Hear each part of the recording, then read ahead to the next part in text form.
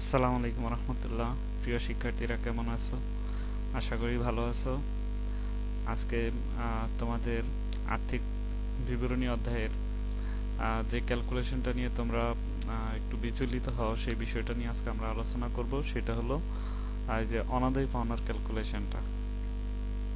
তো আমাদের এখানে একটা সমস্যা দেওয়া আছে। সমস্যাটা হলো এখানে একটা রেওয়া মিল দেওয়া আছে। এই রেওয়া মিলে এখানে দেনাদার দেওয়া আছে 20,000 টাকা, অনাদায়ী পাওনা 2,000, অনাদায়ী পাওনা সঞ্চিতি 500। এখানে একটা সমন্বয় বলা আছে যে দেনাদারের 2,000 টাকা আদায়যোগ্য নয় এবং অবশিষ্ট দেনাদারের উপর 10% অনাদায়ী পাওনা সঞ্চিতি ধার্য করো। তো তোমরা দেখতে পাচ্ছ পাশাপাশি আমরা আয় বিবরণীতে কিভাবে এই অনাদায়ী পাওনার ক্যালকুলেশন দেখাবো এবং আর্থিক অবস্থার বিবরণীর ভিতরে কিভাবে দেখাবো। তো শিক্ষার্থী বন্ধুরা, প্রথমত আমরা জানি অনাদায়ী পাওনা এটা হলো খরচ।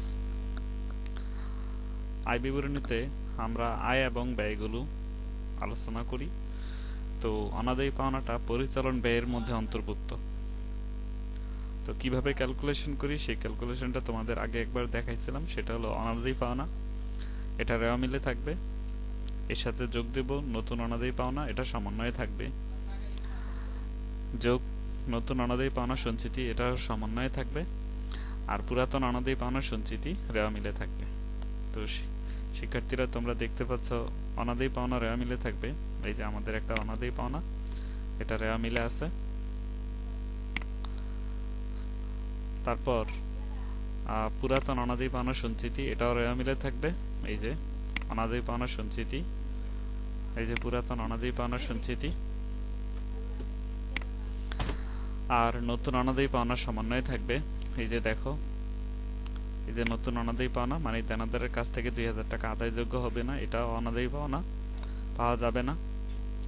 তাহলে এটা নতুন সমন্বয়ে যেটা থাকে এটা নতুন, এটা হলো এই নতুন অনাদায়ী পাওনা, এটা সমন্বয়ে থাকবে। এই যে নতুন অনাদায়ী পাওনা এবং নতুন অনাদায়ী পাওনা সঞ্চিতি, এটা সমন্বয়ে থাকবে। অবশিষ্ট দেনাদারের উপর 10% অনাদায়ী পাওনা সঞ্চিতি ধার্য করো। তাহলে সমন্বয়ে যেগুলো থাকবে সেগুলো হলো নতুন, আর রেওয়া মিলের ভিতরে, এই রেওয়া মিলের ভিতরে যেগুলো থাকবে সেটা হলো পুরাতন।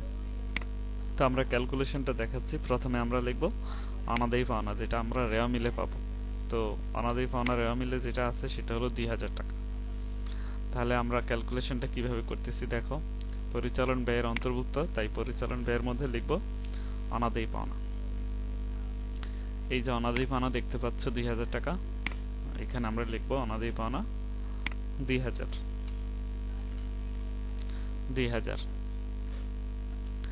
তার সাথে আমরা যোগ দেব কি, অনাদায়ী পাওনার সাথে যোগ দেব নতুন অনাদায়ী পাওনা, যেটা সমন্বয়ে থাকবে। তো সমন্বয়ে নতুন অনাদায়ী পাওনা কত? 2,000। দেনাদারের কাছ থেকে 2,000 টাকা আদায়যোগ্য নয়, যে টাকা আদায়যোগ্য নয় সেটাই হলো অনাদায়ী পাওনা। তাহলে আমরা এখানে লিখব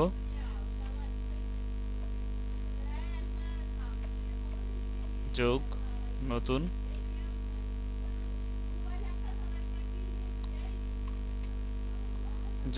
অনাদায়ী পাওনা।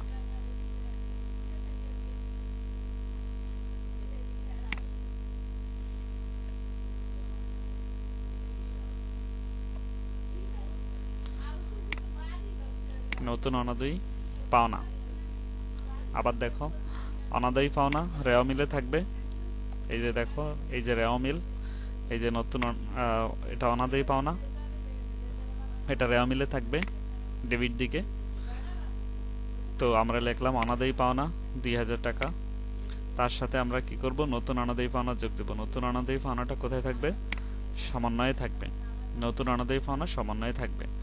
এই যে নতুন অনাদায়ী পাওনা 2,000 টাকা দেনাদারের কাছ থেকে আদায়যোগ্য নয়, এটাই হলো নতুন অনাদায়ী পাওনা। তাহলে আমরা এখানে লিখব 2,000।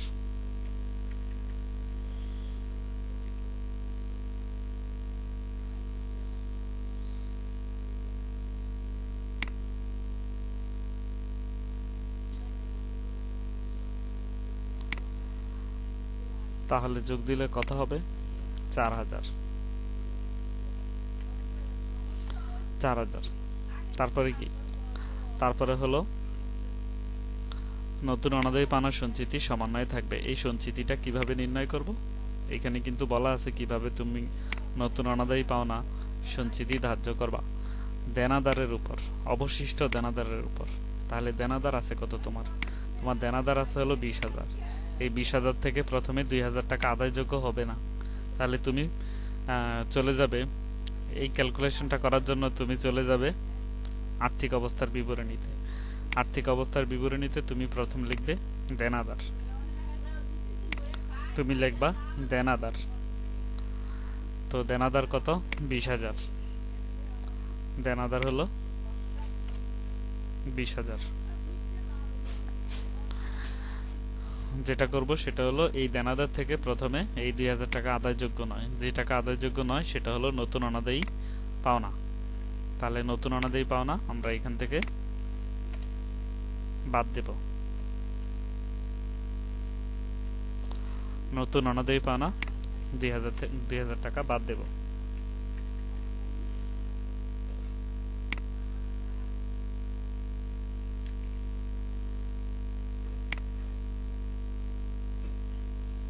টাকা বাদ দিলে হবে 20,000 টাকা থেকে 2,000 টাকা বাদ দিলে হবে 18,000 টাকা। এই 18,000 টাকার উপরে বলছে 10% অনাদায়ী পাওনা সঞ্চিতি ধার্য করতে হবে। অর্থাৎ অনাদায়ী পাওনার এই সঞ্চিতিটা প্রথমে আমরা দেনাদার থেকে 2,000 টাকা আদায়যোগ্য হবে না।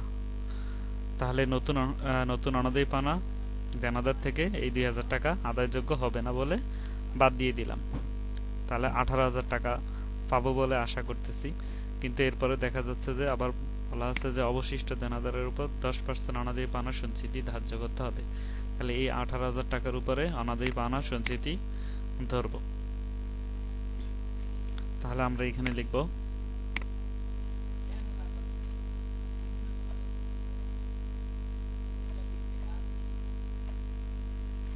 অনাদায়ী পাওনা সঞ্চিতি। এই অনাদায়ী পাওনা সঞ্চিতিটা আমরা অবশিষ্ট দেনাদার কত? 18,000। 18,000 টাকার উপরে কি করব? 10% ধরব। 10%। তাহলে 18,000 টাকার উপরে 10% হলো 1800 টাকা।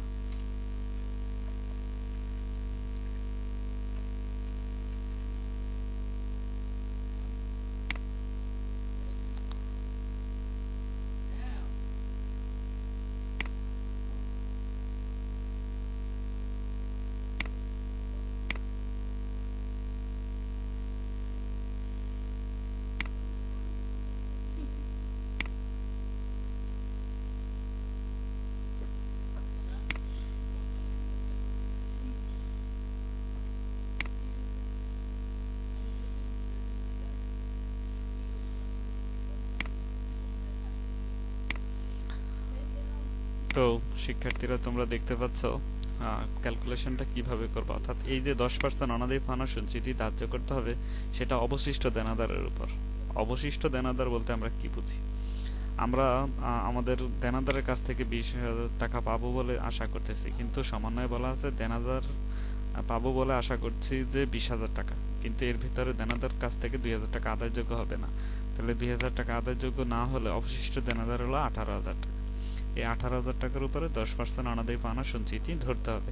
তাহলে 18,000 টাকার উপরে 10% অনাদায়ী পাওনা সঞ্চিতি হলো 1800 টাকা। তাহলে আমরা এখানে লিখব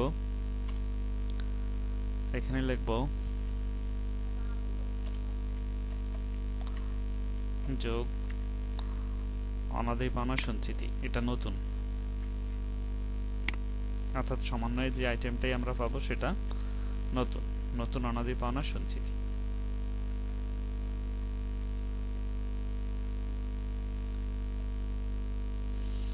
1800 টাকা।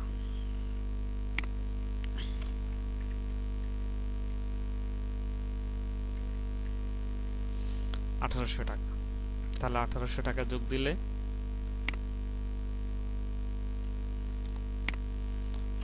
হবে 5,800। আচ্ছা, তাহলে দেখো প্রথমে আমরা অনাদায়ী পাওনা রেওয়া মিল থেকে নিলাম। এই যে রেওয়া মিল থেকে অনাদায়ী পাওনা 2000 টাকা নিলাম। এই যে দেখো অনাদায়ী পাওনা 2000 টাকা নিলাম। তারপরে কি করলাম, নতুন অনাদায়ী পাওনা এটা সমন্বয় থাকবে। এই যে নতুন অনাদায়ী পাওনা 2000 টাকা, এটা যোগ দিলাম। নতুন অনাদায়ী পাওনা 2000 যোগ দিলাম, হলো 4000 টাকা। তারপরে অবশিষ্ট দেনাদারের উপর 10% অনাদায়ী পাওনা সঞ্চিতি। এই যে অনাদায়ী পাওনা সঞ্চিতি এটা আমরা পেলাম হলো 1800 টাকা। কিভাবে পেলাম, দেনাদার 20,000, তার থেকে 2000 টাকা বাদ দিলে 18,000, এই 18,000 টাকার উপরে 10% ধরলাম, তাহলে নতুন অনাদায়ী পাওনা সঞ্চিতি 1800 টাকা পেলাম। 1800 টাকা যোগ দিলাম, নতুন অনাদায়ী পাওনা সঞ্চিতি 1800 টাকা যোগ দিলাম, তাহলে হলো 5800। এরপরে আমাদের পুরাতন অনাদায়ী পাওনা সঞ্চিতি বাদ দিতে হবে, সেটা রেওয়া মিলে থাকবে। এই যে দেখো অনাদায়ী পাওনা সঞ্চিতি এটা রেওয়া মিলে আছে ক্রেডিট দিকে 500 টাকা, এটা আমরা বাদ দেব, এটা পুরাতন। তাহলে আমরা লিখব, এখানে লিখব অনাদায়ী পাওনা সঞ্চিতি, এটা আমরা লিখব হলো পুরাতন।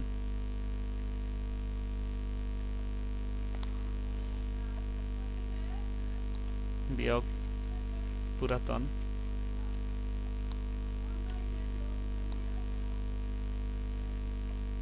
পুরাতন অনাদায়ী পাওনা সঞ্চিতি। এই পুরাতন অনাদায়ী পাওনা সঞ্চিতি হলো 500। এই 500 টাকাটা আমরা এখান থেকে বাদ দেব।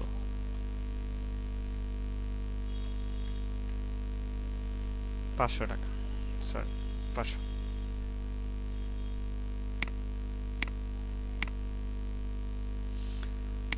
এটা বাদ দেওয়ার পরে আমাদের কাছে থাকবে 5800 টাকা থেকে 800 টাকা বাদ দিলে থাকবে 5000 কত, 5300। 5300। শিক্ষার্থীরা, এভাবে আমরা অনাদায়ী পাওনার আয় বিবরণী এবং আর্থিক অবস্থার বিবরণীতে ক্যালকুলেশনটা দেখাবো। তাহলে 18,000 টাকা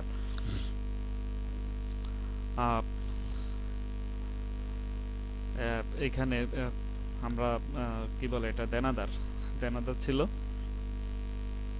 20,000। দেনাদার ছিল কত,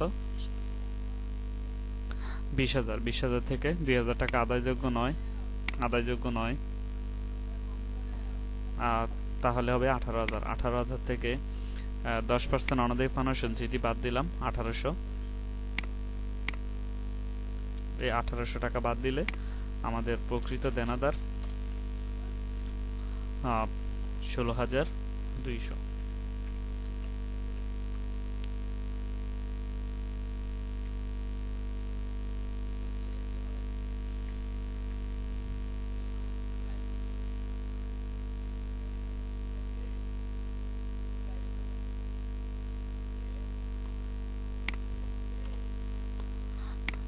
এভাবে আমরা অনাদায়ী পাওনার ক্যালকুলেশন করব। অনাদায়ী পাওনা বা কুঋণ একই সমার্থক শব্দ আর কি। তো এটা আয় বিবরণীতে পরিচালন ব্যয়ের মধ্যে অন্তর্ভুক্ত হবে এভাবে, আর একই সাথে আর্থিক অবস্থার বিবরণীতেও এটা অন্তর্ভুক্ত হবে। এখানে যদি তোমার এই যে এই ক্যালকুলেশনটা যেটা বলা আছে যে অবশিষ্ট দেনাদার, এখানে যদি অবশিষ্ট দেনাদার বলতে আমরা যদি দেখতাম যে এই অঙ্কের ভিতরে আন্তঃফেরত, হ্যাঁ, বা অলিখিত কুঋণ, আন্তঃফেরত, তো সেটাও কিন্তু আমরা হয়তো বাদ দিয়ে দেখাতে হতো। তো এভাবে তোমরা ক্যালকুলেশনটা করবে অনাদায়ী পাওনা বা কুঋণের। এই সূত্রটা মানবে, সেটা হলো অনাদায়ী পাওনা, প্রথমে নিবা অনাদায়ী পাওনা, এটা রেওয়া মিলেই থাকবে। আবার দেখিয়ে দিই, এই যে অনাদায়ী পাওনা রেওয়া মিলে আছে, তার সাথে যোগ দিবা নতুন অনাদায়ী পাওনা, এটা সমন্বয় থাকবে এই যে। তারপরে নতুন অনাদায়ী পাওনা সঞ্চিতি, এটাও সমন্বয়ে থাকবে এই যে অনাদায়ী পাওনা সঞ্চিতি। আর সর্বশেষ আমরা পুরাতন অনাদায়ী পাওনা সঞ্চিতি বাদ দেব, এটাও রেওয়া মিলে থাকবে এই যে অনাদায়ী পাওনা সঞ্চিতি। তো ক্যালকুলেশনটা একটু মনোযোগ দিয়ে করবে এবং খাতায় করার চেষ্টা করবে, নোট খাতায় তুলে নেবে। তো সবসময় দেখা যায় আমাদের এরকম থাকে না, এই যে অবশিষ্ট কথাটা থাকে না, শুধু এতটুক, তখন সেই ক্ষেত্রে আমাদের এই যে যে নতুন অনাদায়ী পাওনা সঞ্চিতি সেটা আসবে না। তো শিক্ষার্থী বন্ধুরা, অনাদায়ী পাওনা সংশ্লিষ্ট এবং কুড়ি সংশ্লিষ্ট এই ক্যালকুলেশনটা তোমরা একটু মনোযোগ দিয়ে দেখবে এবং খাতায় তুলে নেবে। ভালো থাকবে সবাই। আর কোনো প্রশ্ন থাকলে আমাকে করবে। আল্লাহ হাফিজ।